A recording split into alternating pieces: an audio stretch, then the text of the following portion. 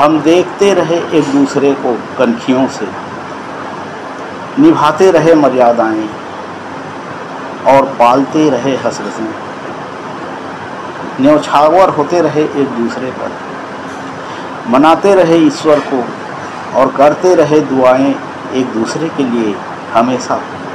बीत गए युग और मुद्दत हुई जब सामना हुआ तो हमने देखी एक दूसरे के चेहरों पर झुर्रियों की महानताएं और प्रणाम किया उन महानताओं को और अकेले में एक दूसरे की सलामती के लिए फिर उठा दिए हाथ।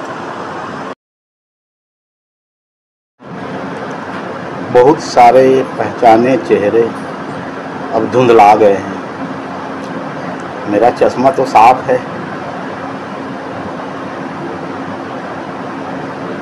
धुंधलाए चेहरों को पहचानने की कोशिश करता हूँ, चिन्हने की कोशिश करता हूँ।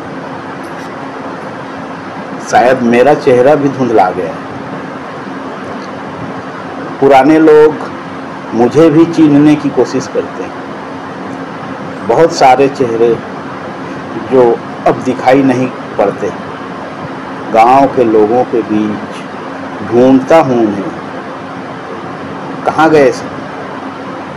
क्या पता कुछ सालों बाद इसी तरह कोई मुझे भी ढूंढे। जिंदगी चल रही है, कितने सारे ज़रूरी काम हैं लेकिन टल रहे हैं और ज़िंदगी चल रही है। बहुत सारी उम्मीदें हैं जो पल रही हैं और ज़िंदगी चल रही है। बहुत सारे आश्वासन हैं जो छल रहे हैं फिर भी ज़िंदगी चल रही है। बहुत सारे सपने हैं जो तब भी ज़िंदगी चल रही है। बहुत सारे अरमान भी हैं जो मचल रहे हैं लेकिन ज़िंदगी चल रही है। बहुत सारी गलतफहमियाँ भी जो कल रही हैं आज भी ज़िंदगी चल रही है। कितनी सारी समस्याएं हैं जो उलझ रही हैं लेकिन ज़िंदगी चल रही है। बहुत सारी गलतियां भी हैं जो साल रही हैं लेकिन ज़िंदगी चल रही है। कितनी अंधेरी रात है लेकिन ढल रही है, बस ज़िंदगी चल रही है।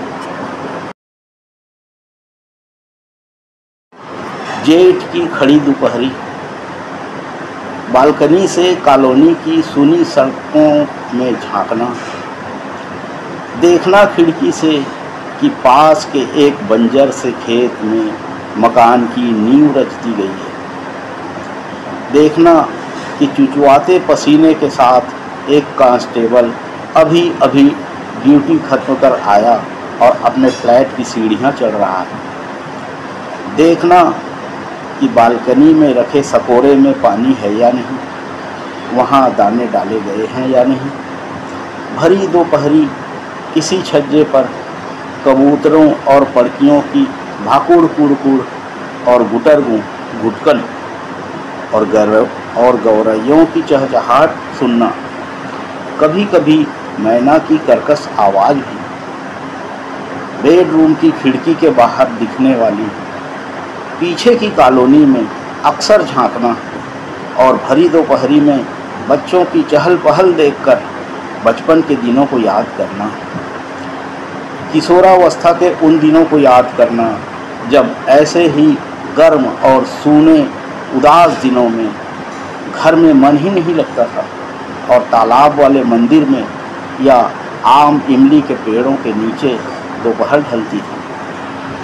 ऐसे ही किसी रात देर से उगते मटमैले चांद का दीदार करना और जवानी की उदास रातों को याद करना। कमरे की खिड़की की कांच पर नुकीली चोंच वाली काली चिड़िया रोज़ सुबह चोंच मारती है, ठक ठक ठक ठक, अपनी हम शक्ल को देखती और ठुनकती। रोज़ सुबह 9-10 बजे तक सोने वाला बड़ा बेटा ठक ठक की आवाज़ से सुबह 7 बजे ही जाग जाता है। बाड़ी की तरफ खुलने वाले दरवाजे की देहरी पर बैठा मैं सब देखता हूँ। बाड़ी में खड़े बबूल और बिही के पेड़ पर गौरैया चपर चपर चपर चपर करती है। गिलहरियाँ सरपट पेड़ पौधों में चढ़ उतर रही हैं। लाल मुड़ी वाला टेटका और घिर रखा काले चींटों पर झपट पड़ते हैं। देखते ही देखते चबाकर उदरस्त कर लेते हैं। एक भुजंग बंदरिया अपने बच्चे को पेट से चिपकाए बाड़ी से आराम से गुजर रही है। उसे लोगों से कोई खतरा नहीं। पड़ोस के ही आंगन के महुए के पेड़ पर पिछले दिनों कई दिनों से उसका डेरा है। महुए के पेड़ से हूप हूप की आवाज़ आती रहती है। अनेक कबूतर फड़फड़ करते सिर के ऊपर से निकल जाते हैं। कभी कभी बगुले भी। नुकीली चोंच वाली चिड़िया फूल चूहकी मंदार के फूलों के पीछे बैठकर पराग चूस रही है। मुनगा के फूलों पर भी मंडरा रही है। कभी कभी वह पेड़ पर लगी कच्ची स्वादिष्ट बिही पर भी चोंच मारती है। केले के पौधे में घेर उतर रहा है। धतूरे, आँख, आम और बिही की फुनगियों पर नए कोमल चिकने पत्ते। कुंदरू का नार फलों से लदा है। भाई रोज सुबह नहाकर समी के पौधे पर जल चढ़ाता और पूजा प्रणाम करता है। दरवाजे की चौखट को घुन खा रहा है। Cutter cutter cutter cutter. भतीजा घुन के छेदों में मिट्टी तेल का फाहा डाल रहा है। पड़ोसी साहू पास के कुएं पर टुल्लू पंप से पानी खींच रहा है। नए बन रहे मकान की दीवार को भिगो रहा है। कुछ ही दूर से किसी के खटके की आवाज़ आ रही है। खटर खटर खटर खटर। दरअसल कोई हाथ करघे पर कपड़ा बुन रहा है। ये हमारी जाति का पुश्तैनी काम है।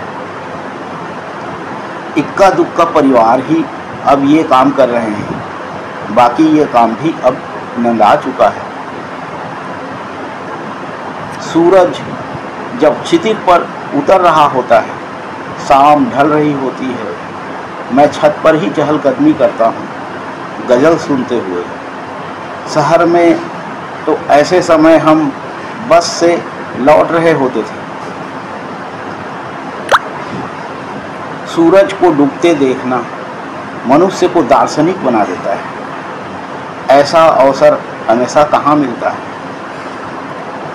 शाम के बाद जब माहौल थोड़ा शांत होता है, शोर शराबा कम होता है, गांव से गुजरने वाली गड्ढों भरी मुख्य सड़क, ऊबड़ खाबड़ राजमार्ग पर चलने वाली ट्रकों और दूसरी गाड़ियों की खड़खड़ाने की आवाज़ गांव के अंतिम छोर पर स्थित हमारे घर की छत से सुनाई देने लगती है।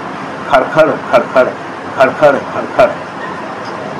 जवानी में रात को आंगन में खटिया बिछाकर जब हम सोने जा रहे होते थे, रायगढ़ से चलने वाली आखिरी बस गांव से गुजरती थी। उसकी आवाज़ साफ सुनाई देती थी। तब सड़क चिकनी होती थी। मैं और भी बहुत कुछ देख और सुन रहा हूँ, महसूस कर रहा हूँ।